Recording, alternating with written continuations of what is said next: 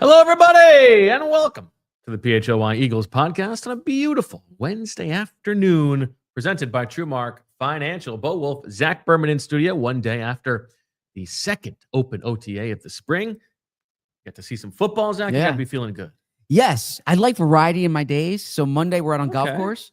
Tuesday I'm at a football field. And Wednesday I'm in the studio. I don't know where Thursday is going to take me. We'll see.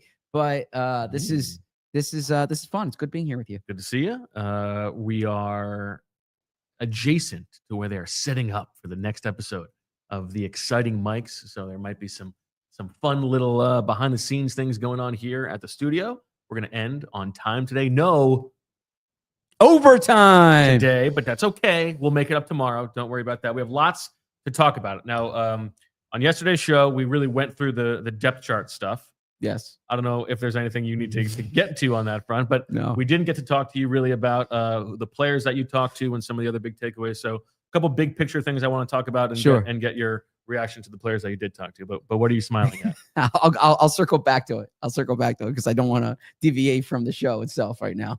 I don't know, but I have some notes. Is it a Kenyon Green thing or is no? I have some notes. Right, let me just write down. Let me just make sure that we circle back. Okay. Circle back to Zach's notes. And it's with love. I want to make sure that's clear. It's with love. That's okay. I can take it. Okay. It's all with love. Okay. As always, I love you. As always. You too. All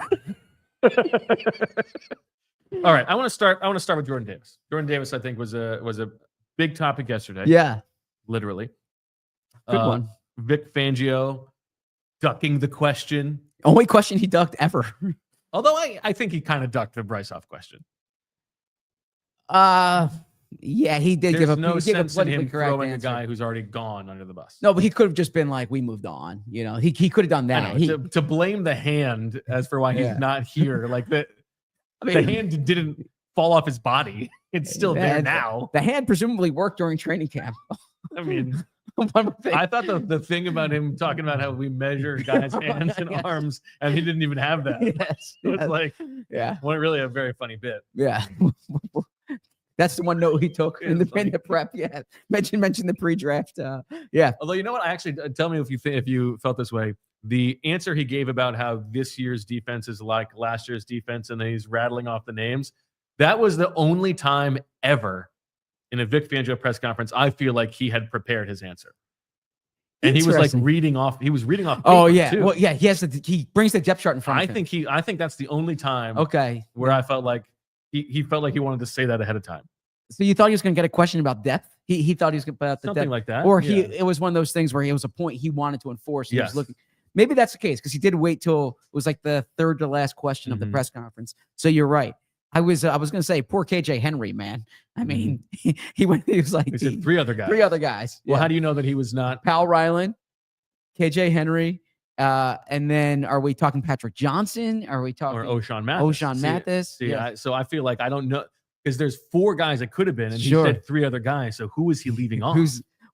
Maybe Patrick Johnson's off ball. Although I don't know. No, that's not where he was playing yesterday. Yeah, no. I know that. With the ones. Yeah.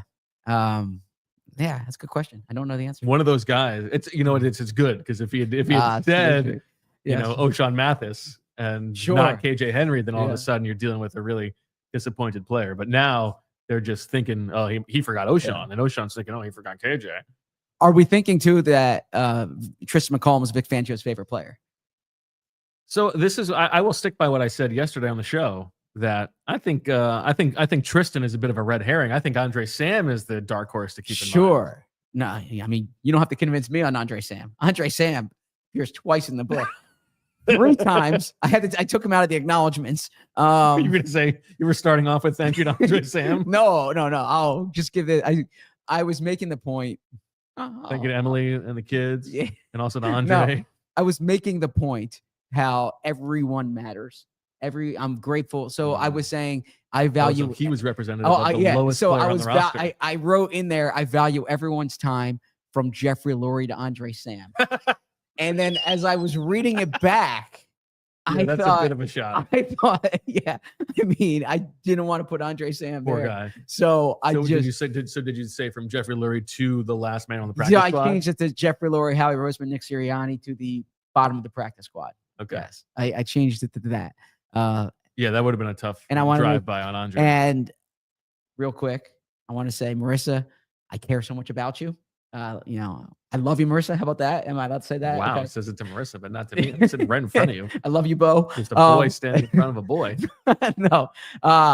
But it was Wow, this shirt really like blindingly white. So on the that. omission of Marissa in the last acknowledgement section haunted me. And I want to Rightfully make sure, so. yeah, and I want to make sure, Julia, you have a dedicated sentence in the acknowledgement section. Wait, does Marissa? No. But Marissa So Marissa haunted you, and you're making it up by just the next blonde lady producer. That no, it's nothing to do with the blonde lady producer. It was the book is about the season. So there's an acknowledgement about Bo, and then there's an acknowledgement about Julia, because the book is about the season, and the three of us were a team during the season. So did you circle back to your past editors like you did with your most recent book? I didn't mention my name, just mention my editors at the Washington Post, the New York Star Ledger, the Philadelphia Daily News, the Philadelphia Inquirer, and the Athletic. No, this is just a flex for all the places you've worked. No, I'm answering your question. I think you should have said all my past editors. All have from the greats at the Washington Post to, and then you name somebody who's not that good. You pull Andre Sam. Yeah. So all have a part in every word I write. I wrote that. Okay. Now some of them might not want a part in every word I write. I mean, if they're not editing it, then maybe they don't like the words that you're making them responsible for. Anyways, back to Jordan Davis. Jordan Davis. Zach, I want to talk about the word of the day presented by our friends at Art of Words. Julia, sorry to catch you off guard there. The word of the day presented by our good friends or friend at Art of Words. And by the way, get your hands on one of those sweet bad boys is disciplined. Oh, I thought it was just discipline. He used it in the past tense, disciplined, as far as you have to be disciplined. This is a big difference. We got to figure it out. It's the word of the day. Do we have a D at the end or not? Yes, there is a D at the end of disciplined here. Okay. Pulling up the full quote here just to make sure. No, I'm sorry. There's no D at the end. Correct. No D at the end of this. So, runway. yeah, the word of the day is discipline. Discipline. So we're going noun, not adjective. Okay. And why is that? Because Jordan Davis spoke about being in the best shape of what's so funny. Okay. This is if you did this, I would get upset. Okay. So I'm not gonna tell you about a chat thing.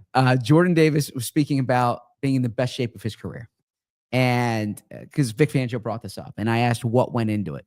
And I'm going to read the quote here because it was a good quote. And this isn't the entirety of the quote, but the majority of it. Quote, "It's a lot that you didn't see to reach this point. I know that sounds cliche, but the middle schoolers at Henry B. DuPont know exactly what I'm talking about. It's about getting out there, getting a little movement, a little extra work. I fell in love with the Peloton in the second half of the season." Were there any follow-ups on Peloton? I want to know who was. Yeah, his favorite instructor. Yeah. I'll get to that in a second. Okay. And shout out to Olivia Reiner, did a great job with this. I fell in love with the Peloton in the second half of the season. I know it's like, dang, you're doing it in the season, but I felt it was completely necessary for me to reach the next level, reach the next step, putting in a little sweat equity, the extra things. When I did that and I was consistent with it, the trajectory for how I was playing took off. Proud of myself. That's one thing I decided to continue on doing. I didn't think last year going in the offseason I understood it, but I think last year in the offseason I understood it, but I didn't practice it. So now just being consistent at it. I wouldn't say I didn't practice it because I did, but being consistent at it. My word of the year is for 2025 is discipline. Discipline is having the strength to do it even when you don't feel like doing it. He went on to say he's being a better pro. He went on to say that he wanted to look sexy. He felt he was getting a little heavy in the face. And so all of this combined is why Jordan Davis is in, as Vic Fangio said, the best shape of his career. Now, Olivia Reiner. Do you have an answer on who his favorite is? Yes. I want to guess because I didn't see this. You have an answer? Olivia has an answer. She said it in the media room, so I didn't ask Jordan specifically. Olivia asked Jordan as Jordan. And is it a one? There was one. There's one, person. And you know who it is? Yes. All right. I'm going to guess Jordan Davis. I'm going to guess Tunde. No. Cody Rigsby. No. You have the wrong gender. Well, those were two different genders. Oh, I thought they were both. Which one is female? Tunde is female. Gotcha. Okay.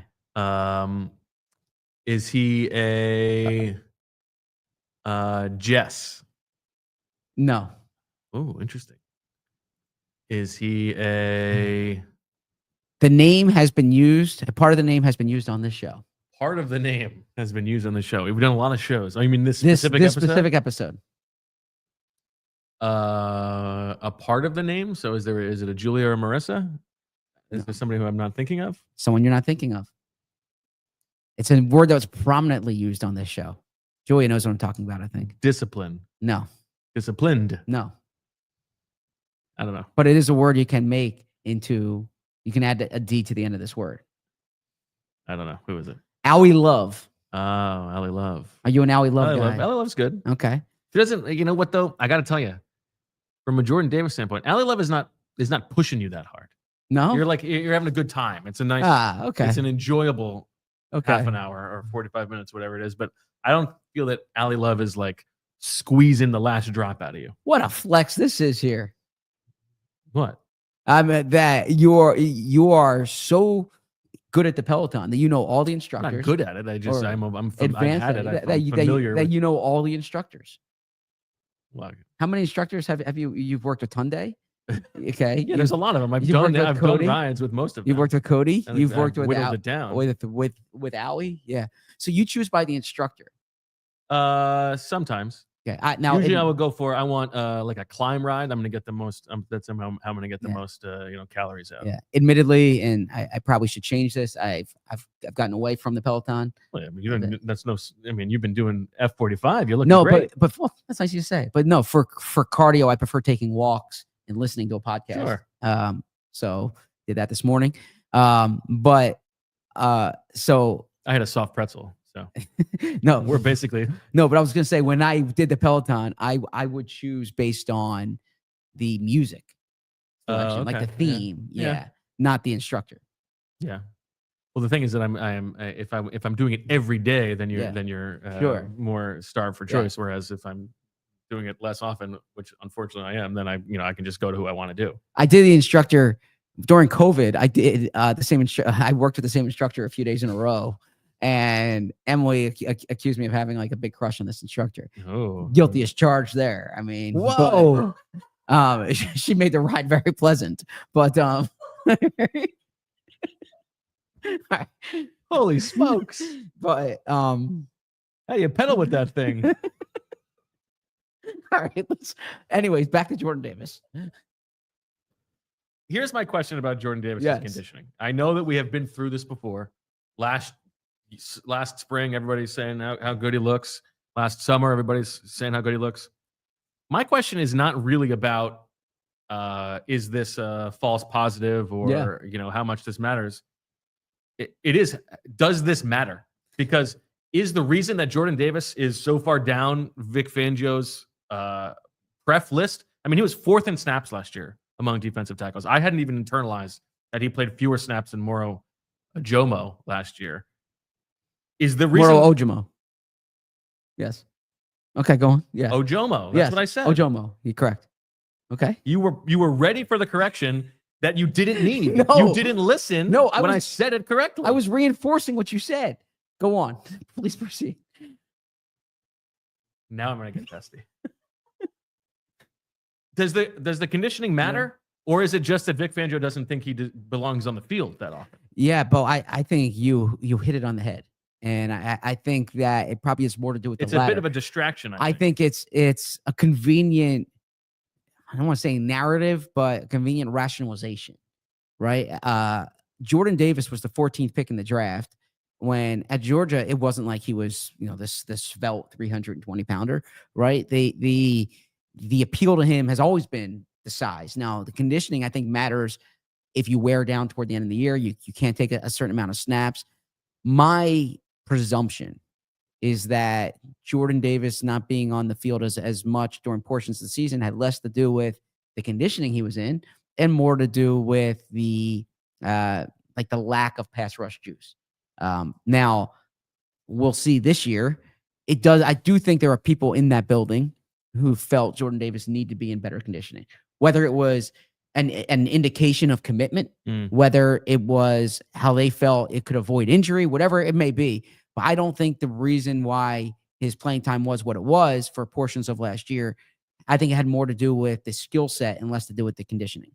And I heard Sheil make this point that, if we're talking about his conditioning was way better in the second half of the season, it's worth noting that he played a lot less in the second half of the season. He didn't play. He played 1, 2, 3, 4, 5, 6, 7, 8 in the last 9 games of the season. He played one game with more than 20 snaps, whereas he had done that a bunch in the first half of the season. So for us to just believe that he was in better shape, requires a leap of faith. It wasn't reflected in the snaps, and if it was that important, then he would have been on the field more. Do you feel it was reflected in the production or the performance? Well, you can make that case, right? Because he, for once, was productive as a pass rusher in the playoffs. He had those 2 sacks. I don't know. I am still skeptical. I think Jordan Davis is a good player. And I think they picked up the option because they're still upside. And he's a Howie guy. And I think there are some real reasons to think that his personality matters in the room, given the makeup of the players on defense. But I would be surprised if he is productive enough and earns Vic's favor enough to actually on the field be worth the money he's going to get paid as the 5th-year option. Sure. Now that 5th-year option is a year next away. year. I know. Yeah. But as Jordan pointed out, like there's all this talk about year 5. He's still going into year 4. Right. No, I don't want to. Like, do you think there's any chance that he plays the second most snaps among the defensive tackles this year? Last year, so Jaylen Carter played 81% of the snaps. This is including the playoffs. Milton Williams was like just at 50%. It was 49.5%. Then Morrow was at 37%. Jordan Davis was at 34%, and Thomas Booker was at 14%. What is a realistic expectation for how many snaps he's going to play this year? So to answer your question on a per game basis, my answer is no. I don't think he'll be the second. I think Morrow Ojimo would be the second. I think now the reason I said per game basis is if Morrow misses 10 weeks or something, or Jaylen Carter misses 10 weeks, Jordan Davis might be the second. But no, I think that I do think Howie genuinely believes that this position, as you've documented for years, I mean, you were ahead of this before anyone in the Philly media, that defensive tackles take a longer period of time. I'll take whatever credit you're giving me. I don't know that I necessarily deserve that. No. You've brought data to show that. Like I think you've showed which positions are slower developing, which positions are longer developing. Defensive tackle is one that's longer developing, to the point that Howie Roseman has used that as a talking point this year. He was on WIP after the 5th-year option was picked up and literally said, if you look at it historically, this is a position where sometimes it doesn't click for guys until year 3, year 4, right? And so I do think it's conceivable that he has more of that. Howie genuinely thinks the tools in the body are there, to use Howie's expression, that the personality's there, the want-to's there, and that it's going to be put together. And I said when they picked up the 5th-year option, and I stand by this, they consider it a far more of a risk to not pick up the 5th-year option and Jordan Davis turning into a $20 million a year player than picking up the 5th-year option and Jordan Davis being worth maybe $4 or $5 million less than what he's getting paid. Right. That's fair. That's a totally reasonable calculation. I think the fitness level for him is a bit of a misdirect. It's much more about, I mean, if he could be more impactful in the same amount of snaps or even fewer snaps, the Eagles would take that. It's not about, him playing 10 more snaps a game and being invisible against the pass. Yeah, it's like a really good defensive player in basketball who doesn't shoot the 3 well, and you're just waiting for him to develop shooting the 3, and you find reasons why he doesn't shoot the 3 well, and it's that maybe that's just not where his skill set is. Like right now, Jordan Davis' skill set, and he said this yesterday, pass rushing has never been the forefront of his skill set. He hasn't been called upon to do it as much, but there is but he referenced, or the question was framed to him. Clinton Hurts said, "You're really developing in this area." Said that at the Super Bowl last year, and he said it's something he's really been working on. The proof is going to be in the pudding in the games. All right. Time to take a little bit of a break. After that, we're going to hear what Zach thinks about Jaylen Carter, Reed Blankenship, Nolan Smith. I have a big Cooper DeJean question for you, Zach. All of that coming up after this break.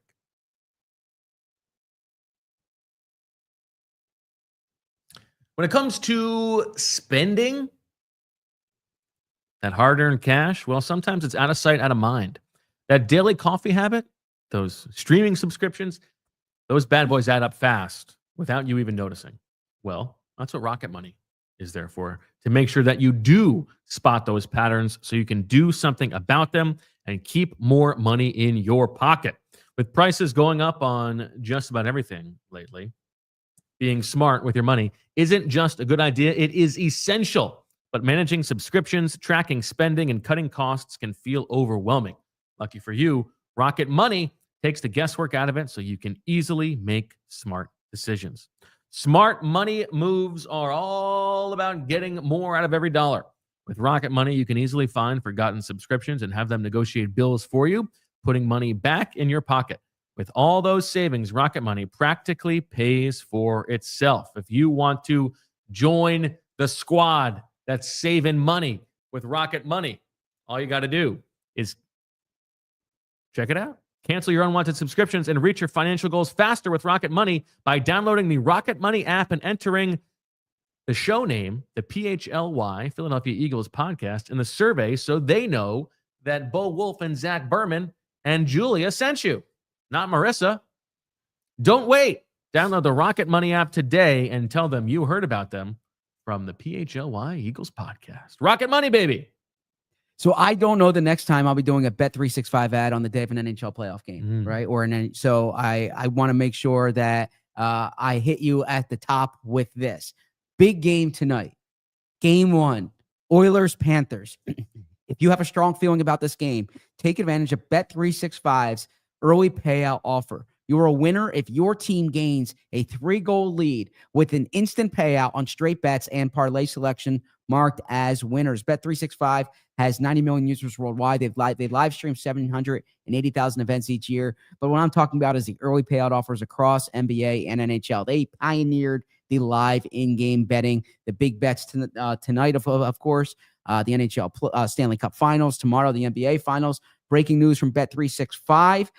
New customers now get $150 in bonus bets when you bet $5, win or lose. Sign up. Use the code PHLY365. Deposit $10 and place a bet for $5 to get $150 in bonus bets if your bet wins or loses. Bonus bets can be used on spreads, totals, players, props, futures, and more. Whatever the moment, it's never ordinary at Bet365. Must be 21 or older and physically located in PA. If you or someone you know has a gambling problem and wants help, call 1-800-GAMBLER.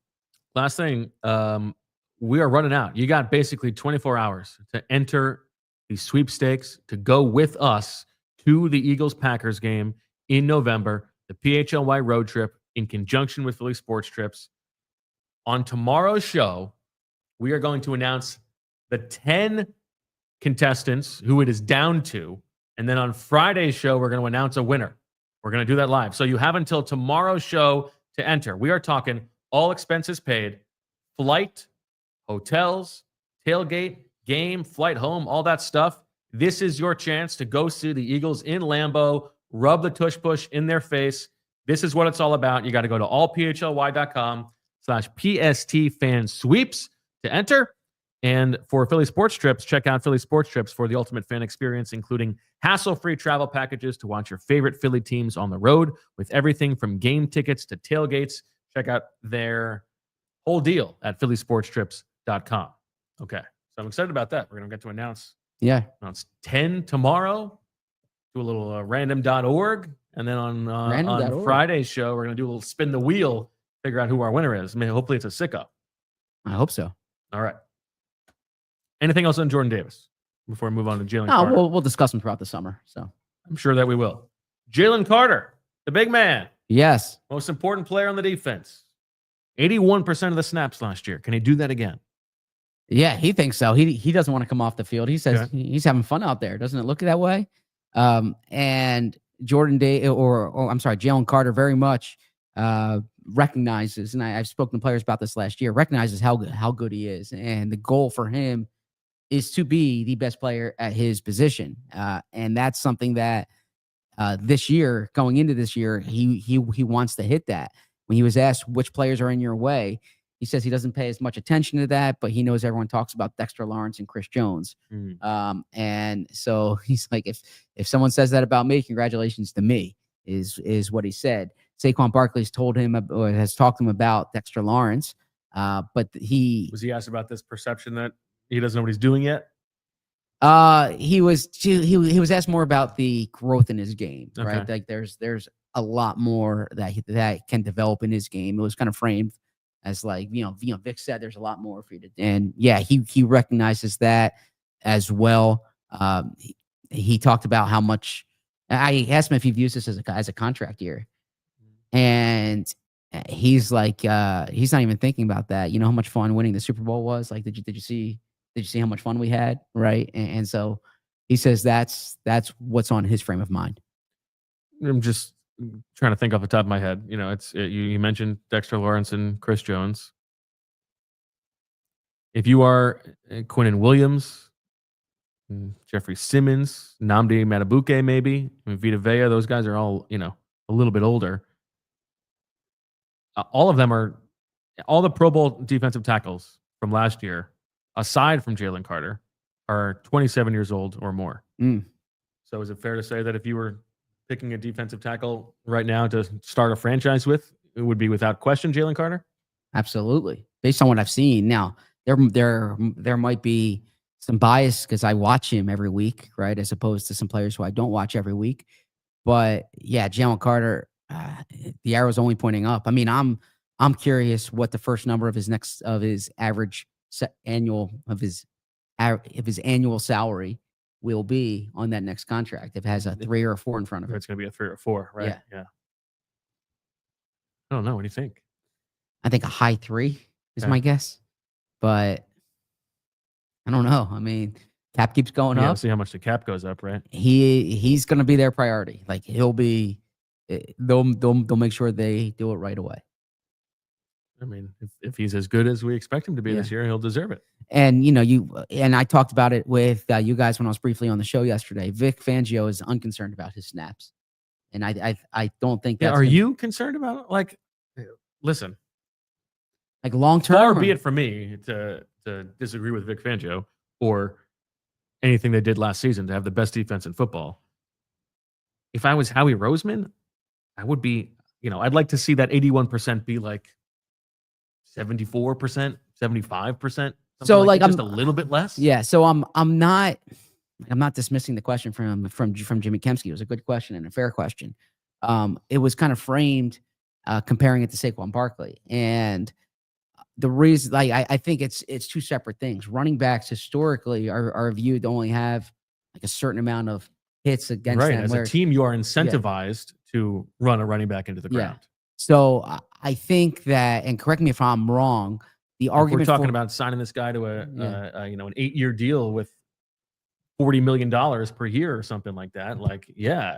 But the argument for rotation on the defensive line historically has been to keep you fresh during the game. It hasn't as much been about career longevity. It's been more like you don't want a guy wearing down in the fourth quarter. You don't want a guy wearing down late in the season. Yes. Yeah. It's not the cumulative effect the following year of the snaps. I could be wrong. That's always kind of been my interpretation of the rotation. It's like you played 800 snaps last year. How are you going to respond this year? It's more like you're playing all these snaps. Are you going to be too tired in January? And I think that's why I never thought about it that way. I thought that's why Vic answered like the 68th and 69th snap of the Rams game. You saw what he did there. And because it was always framed to me that the edge rusher rotation that they had and the defensive line rotation is that your guys are fresher in the fourth quarter of the game when the O-line is out there every snap. That's certainly part of it, but I think it's also in service of making sure that you have them all healthy for January. Yes, but I'm saying that it's not like they're worried what 3 years or 5 years or what it's going to be down the line. Sure. Whereas running backs, you feel like there's X amount of carries that somebody has. Yeah. Oh yeah. I think it's interesting. Yeah. I think I would bet that Howie would like Jaylen Carter to play a little bit less this season. Probably so. Yeah. Maybe gets less numbers, brings the contract value down. Yeah. Okay. Well, I believe the exciting mics have entered the studio, and that's a good transition to ask you about Reed Blankenship, who spoke yesterday. Yeah, great catching up with Reed. Good to see Reed, and I believe he was asked about Darius Slay without prompting, calling out that Reed Blankenship is the new leader of the secondary. Yes, he was asked by me that question. Oh. Yeah. Oh. Hey, my man. Hey, man. I'm there doing the hard hitting questions, right? Darius Slay said this on your podcast. What's your response? Yeah. You love those questions, right? So yeah, he was real honored by that. Slay was someone that he looked up to from a leadership perspective when he came into the locker room. He was pretty clear about that. He said he wants to kind of carry on what Slay presented. So that was something he heard Slay's comments, and he very much views it like it's his responsibility now to take over the room. I don't think, I think Slay was fairly intentional with those comments there. Mm-hmm. If you recall, it was perceived that CJ Gardner-Johnson kind of took as a slight at CJ. Yeah. Yes. This was before the CJ trade. Exactly. He said also perceived by CJ. That's what I'm saying. Yeah, perceived by CJ that way. But yeah, Reed has been here longer, continuously. Of course, he came in the same year as CJ. Yeah. But he said when Slay was there, Slay had open arms, took him under his wing, and that's true. We remember those practices. I mean, Slay was the one who was talking about the milk check and that kind of thing, right? That's true. I mean, Slay, like you, identified Reed from an early Not time. Quite as early, but yeah. He said, I learned a lot from him. Him saying that is a huge honor. I try my best to teach these guys what I've been taught. And so what does that onus mean to him? What does he feel like he has to act differently as being this new leader in the secondary? Yeah, I think he's the guy who's speaking up both in the secondary and in the meeting rooms. I think that's very much the case. Got it. And I think that you'll see Reed, in addition to being a terrific co-host on Exciting Mics, you'll see him more vocal publicly. I imagine too. Mm-hmm. Like, and again, I don't know what his long-term status is here, but they only have so many captains, so I don't know if we'll quite get to see. But he was on the leadership council last year. This is a good. And guess who's going to be the captain? Well, because this is what I was. By thinking. the way, well, finish your thought first, and then I'll ask. I mean, if you go. I'm curious too. Do you go based on position group, or do you go based on just like the leader himself? Because if you're viewing it like no longer is Slay the captain, do you take another person from the secondary? My guess is Zack Baun becomes the captain. I would think so. I think position group is about the leadership council. Yes, exactly. The leadership council will have at least one representative from every position group. The actual captain, I don't think it's a direct transfer. No. My question to you on captains is, and we probably have an answer here because of what happened last year, but if Devontae Smith were a captain, would he be at OTAs?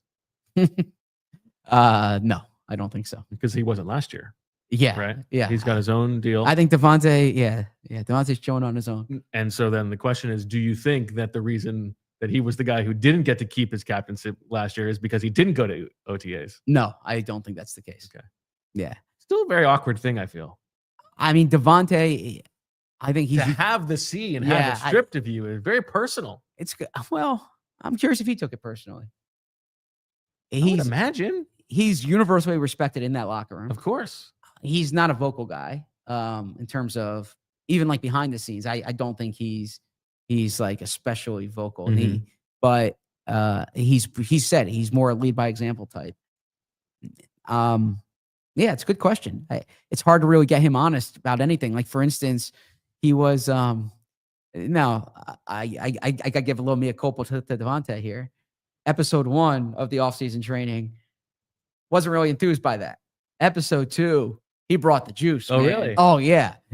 Maybe they watched the PHLY Eagles show and took notes. What did I say? What was my commentary? My commentary was, I want to get the authentic footage. I want to get the raw footage. I don't want your workout clips with voiceovers from national media talking about you. I want to hear what you're saying. So what did they do? They bring us into the room. And so, so he's getting stretched out or taped up or whatever, and they're talking about the tush push, him and someone else he's training with. And it's framed to him that, the other guys, like, they shouldn't take this out of the game. And Devontae, he gave this funny line. You would appreciate it. I'm going to butcher it basically. But he's like, they tell him to set the edge. He's like, he doesn't need to set the edge. He doesn't do anything on the play. Or like to clip the guy coming around the edge. He's like, no, he just kind of stands there. He doesn't do anything. He just watches the play. He says no one gets hurt on it. So yeah, he was very honest about that. But then, yeah, so it was a better, it was better footage this time. Okay. Good to know. All right. I have a question for you about Vic Fangio's comments. Yes. That Cooper DeJean might be dabbling at safety in the base defense this year, but I'm going to ask it to you after this break.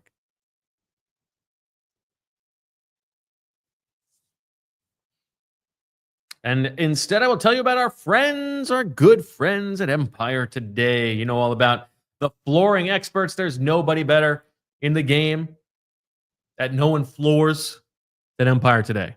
And if you go to one of those big box stores, you'll wander the aisles. You're not going to know where you need to go. And you're going to meet with somebody, a well-intentioned employee, no doubt, a hard worker, but someone who's not an expert in flooring. They might have been in the appliance aisle the other day. They might be doing plumbing tomorrow. It's a generalist. You don't want a generalist for your floors when you're spending that kind of money. You want a flooring expert. And that's what they are at Empire Today. What they will also do at Empire Today is make sure that there is no guesswork, because they are coming to your home to look at what the flooring options will look like in your space with your furniture. No guesswork, only experts. That's what you need to know with Empire Today. And I mean, we're gonna incentivize you. So you're not only getting the best, but you're getting a deal thanks to PHLY. If you want to schedule a free in-home estimate today with Empire Today, PHLY listeners can receive a $350 off discount when using promo code PHLY. You heard that right. A $350 discount with code PHLY. Restrictions apply. Visit EmpireToday/PHLY for full details.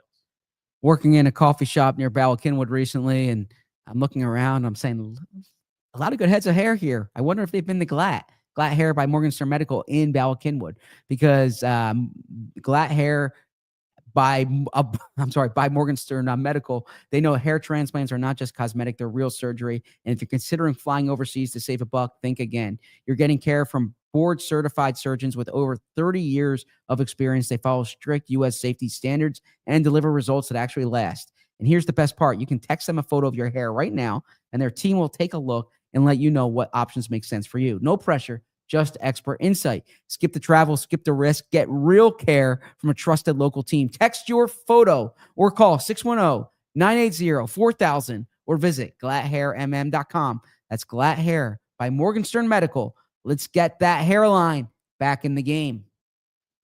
All right, Zach, if I tell you right now, yes, that week 1, Cooper DeJean is playing safety in the base defense. Now, we haven't seen him do this yet. Vic mentioned it as a possibility. We have only seen him on the outside so far.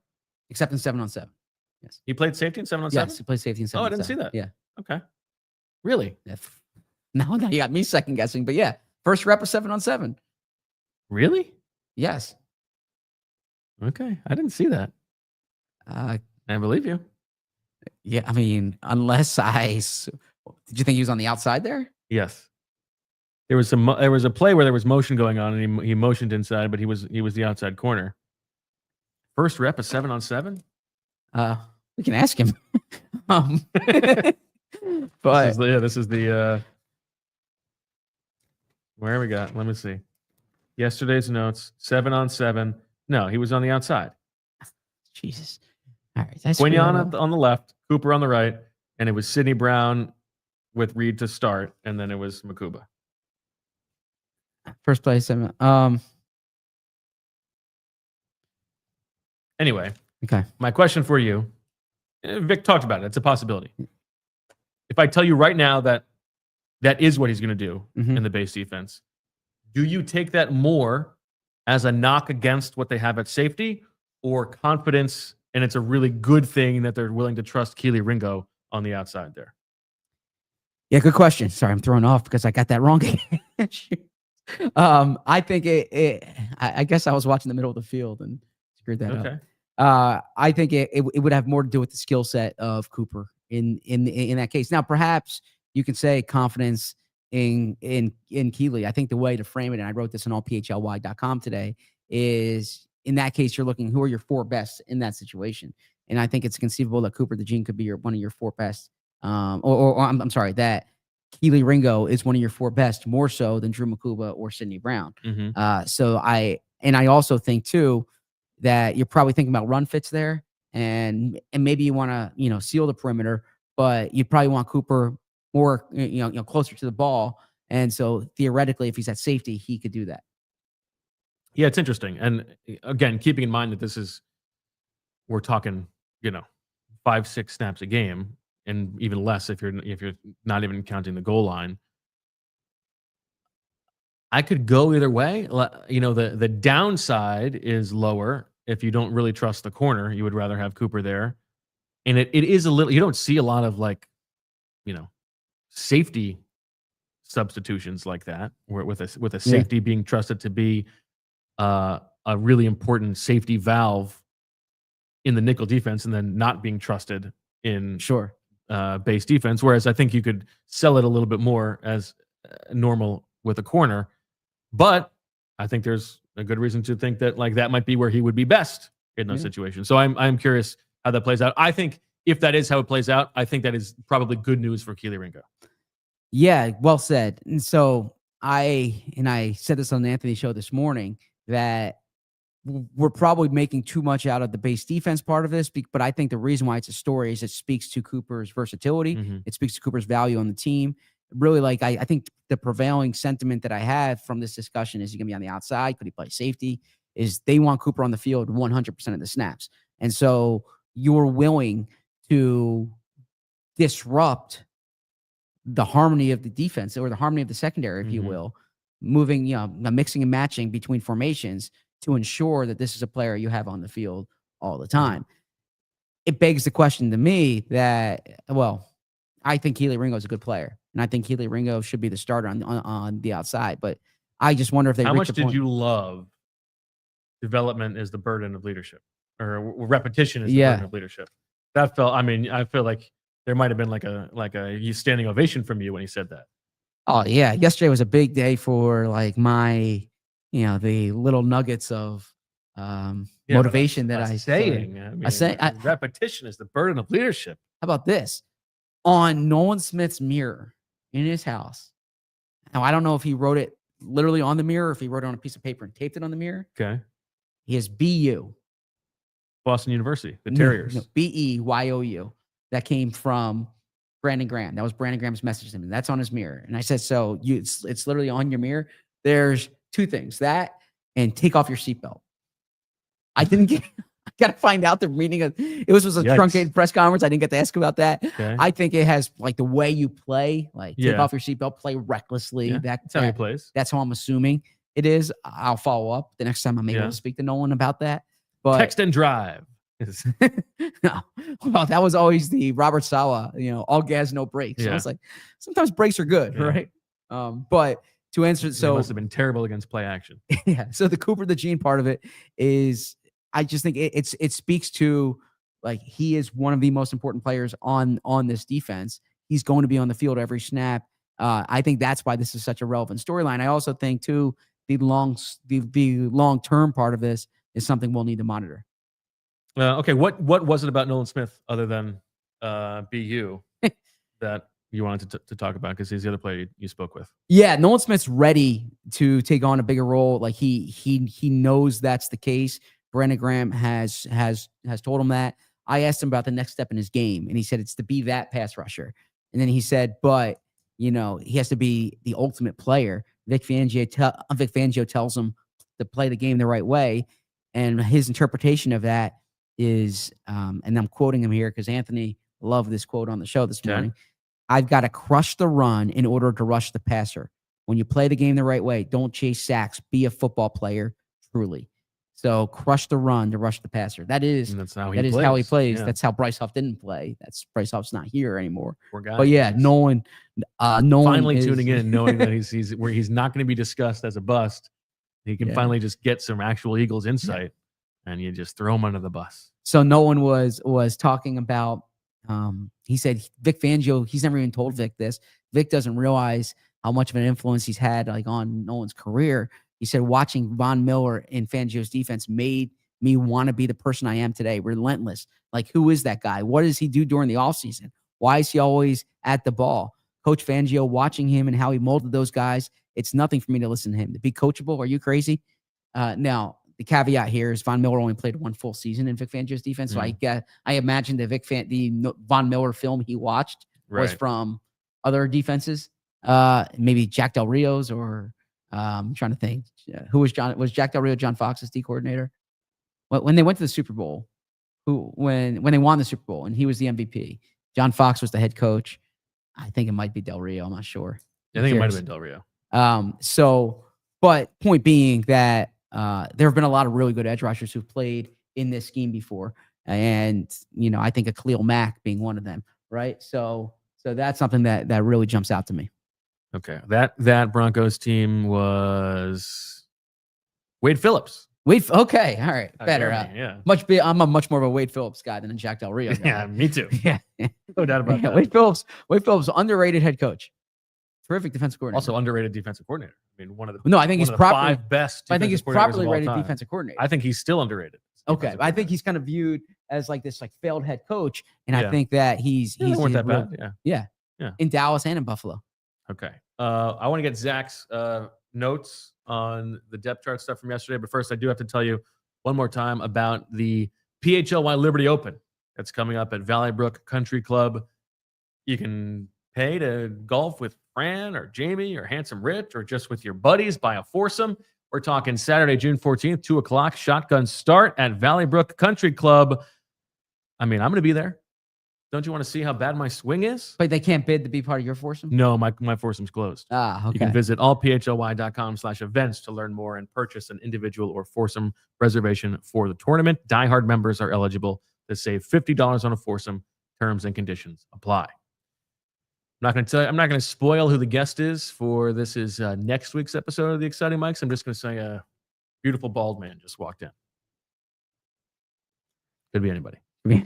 True. All right, give me your notes on yesterday's show that you wanted to. We'll save it for another day. Why? Because I don't know. We might have more to do on this show. I don't. We're having a great show. I'm through all my other. I don't want it to get contentious at all. Or no, I'm in a great mood. Okay. So this is rightfully so. Rightfully so. The first 20 minutes of the show was all about how terrific you are watching practice and reading the tea leaves. I've just been listening to you. No, but I want to. It struck me as interesting that Zack Baun signs this big contract extension with the team. I literally point to the screen, and the show screeched to a halt. If you want to talk about that, we can talk about that. The reason that I was so thrown off by that and upset by that, there have been 2 times this offseason where I have been actually agitated on the show, right? That time and at the owners' meetings. The reason is not because you're asking for credit. It's because you are actively not listening to the show. You are not being present on the show. You are instead watching the chat. Okay. When you are on the show, I need you to be here on the show. Okay. Yeah. So, but I just thought it was like for, it's not about the God pat forbid, on the back. God forbid someone else gets a pat on the back for a minute. I am happy to pat you on the back. Okay. I think you deserve lots of pats on the back. Now that one in particular, you did remember you had changed your prediction the day before, but that's okay. Okay. You deserve the pat on the back, and it was nothing to do with you getting credit. It was to do with you not paying attention to the show. I was just trying to listen to the customers. If we can't hold your attention and you're on the show, how can we ask the audience to hold their attention? I view the audience as a part of our show. There are times when you can maybe sneak a peek, but that is the thing that actually truly gets under my skin. Gotcha. Okay. Fair enough. Okay. What else? Was that the only note? That was the note it was a really good show. I enjoyed it. You said you had notes. No, I had a note.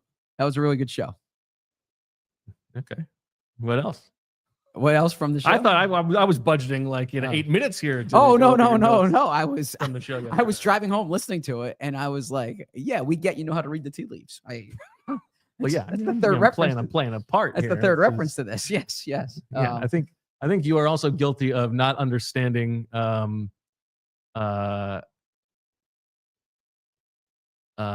the wrestling parlance of what's a work, what's a shoot. I've never watched wrestling before. You know, yeah. I actually know when turning I was the needle up of the bit of showmanship. Yeah, I stopped watching wrestling when I realized it wasn't real. But it is real. Wrestling? I mean, the outcomes are predetermined, but the athletic grace, the storytelling, all of that is real. It's performance art. When the Ultimate It's Warrior, like saying I stopped watching the theater when I knew that they were practicing the lines.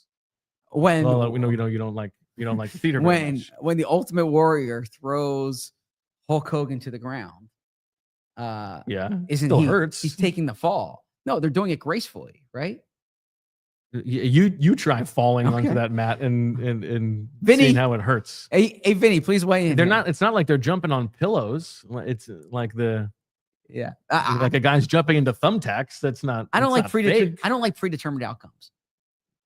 Okay, so that's why you don't watch TV shows or movies for my sporting events. Okay, yeah, for my sporting events. But that's you don't think of it as a sporting event. Think of it as sure. Okay, but it feels like reality show. Like okay, what's the Bravo? The Real Housewives of all the different cities and counties. Yes. Counties, yeah. Yes, the Real Housewives. Yes. Do you watch that? No, I don't. No, Emily watches it. Okay. So I don't watch it, but I've had it on in the background when I've read sometimes. Rachel's not above like a bachelorette. Okay. Fortunately, never got into the Real Housewives. Gotcha. I know Marissa, who's getting a lot of love on the show. She was a big fan. Yeah, she didn't get in the book. So. Fair enough. That is so funny though, to frame it as it really ate at me that I didn't thank Marissa. So I took it upon myself to thank Julia this time. No, the way I would frame it is that the producer is as much a part of this. When I thought of the written coverage separately from the show at Birds with Friends, I did not do that here. I think we are. It's all part of our coverage. It's all part of our coverage. Yeah, there you go. Okay, so let me ask you this question. Yes, because we've got a couple minutes left.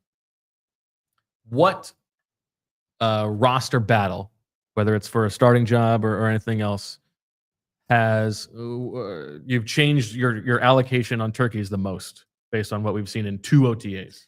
Right guard. Because there's no rotation right now, right? So I would actually give. Now, to be clear, there was not a rotation last spring either. It was just Steen in what we saw.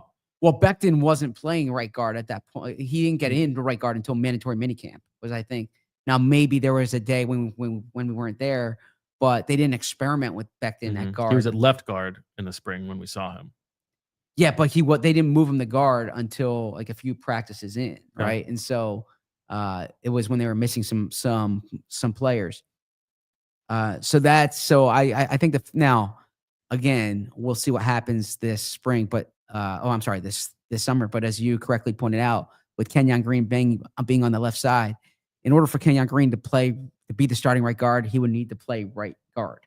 And so again, there's a lot of time left, right? There's 6 weeks of training camp, really 3 weeks of training camp to determine a starter, is my guess. 3-4 weeks of training. I think by the end of the wants those guys to get their reps. Yeah, by the end of the third week.